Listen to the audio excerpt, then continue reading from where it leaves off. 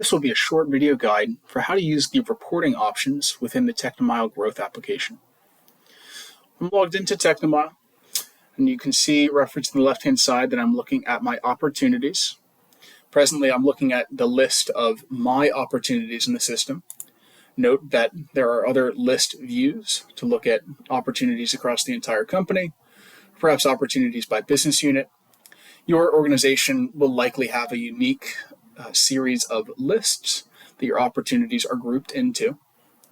Now, looking at my list of opportunities, just above that, there's the Show Chart button, which will provide some of the ways in which we can visualize the information in our pipeline.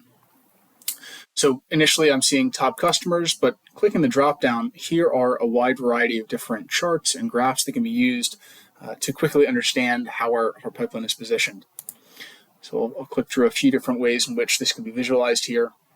For instance, top customers by pie chart, breakout of opportunities, and in this case, the dollar value in each stage, and some other options as well. Additionally, referencing the left-hand navigation column, you'll see there is a dashboard option. And again, your organization may have a unique series of dashboards that have been created to visualize the data in your system. While on the Dashboards tab, you can navigate between the different dashboards with a drop-down. Alternatively, looking at individual reports, we can come to the Report Navigation option. And here you'll see I'm looking at the list of all of my growth reports. Clicking this drop-down, there may be other lists, other groupings of reports created in your system.